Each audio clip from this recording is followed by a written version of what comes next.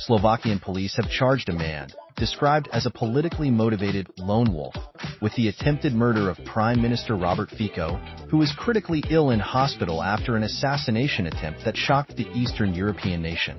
Fico is in a stable but serious condition after being shot 5 times from a close range and undergoing surgery, his deputy said Thursday. The assassination attempt rocked the Central European country and sparked global condemnation. Slovakia's Interior Minister Matas Sutaj Istok said the suspect told law enforcement officers that his action was motivated by his disagreement with the government and its reforms.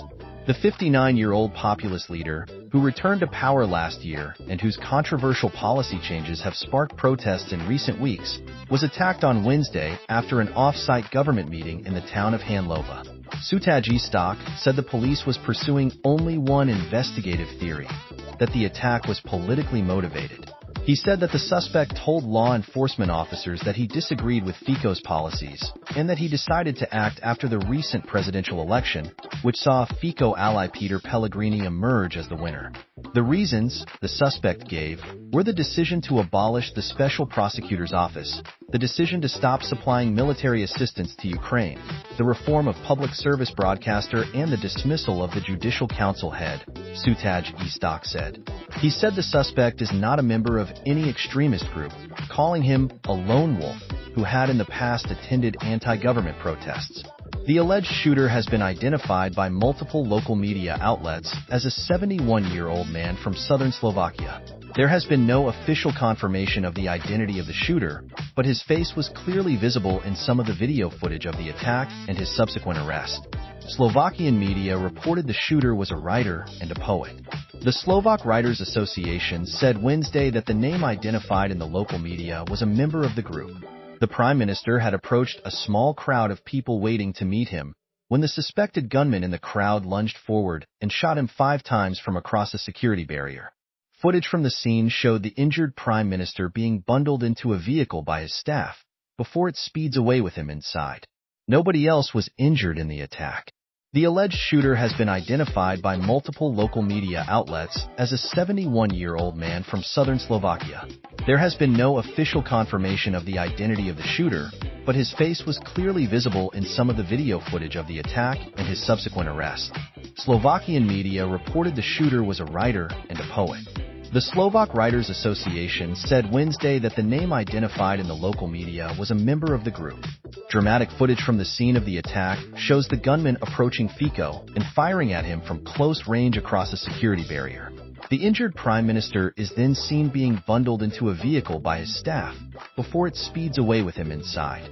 Fico was first rushed into a local hospital and then airlifted to a major trauma center in the nearby city of Banska Bystrica, where he spent more than 5 hours in surgery, according to hospital officials. Officials said he was shot, among other places, in his stomach. Hospital director Miriam Lapunikova is said Thursday Fico was stabilized but in a very serious condition, and that he would remain in the hospital's intensive care unit. She added that the hospital had 2 surgical teams operating on the Prime Minister. On Thursday morning, the country's defense minister and deputy Prime Minister Robert Kalinak said Fico's condition has been stabilized overnight. More steps are being taken to better his health. The situation is really serious. Kalinak and Sutaj Istok delivered an emotional news conference outside the hospital on Wednesday night, saying the leader was fighting for his life. Visibly shaken and sometimes struggling for words, the 2 ministers appeared in deep shock over the attack. Later in the news conference, both men struck a more combative tone, blaming the attack on the hatred being spread by some people and the media. Divisive figure in divided country. Fico is the most powerful lawmaker in Slovakia. Unlike the president, whose role is more ceremonial and has limited scope, the Prime Minister holds rank as the decision-making head of government. Slovaks have been deeply divided over the country's direction and position in the world since Fico's return to power last year. Supporters see Fico as a caring leader who has their interests at heart. Critics say he is a populist whose pro-Russian leanings pose major risks for the country. Slovakia's defense and interior ministers blamed rising hate speech and division for the political atmosphere in the country, which they said led to the assassination attempt.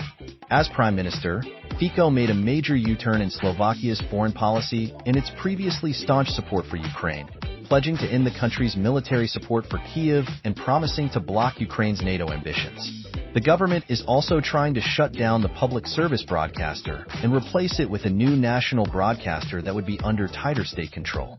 The reforms have been extremely divisive and have led to months of largely peaceful protests.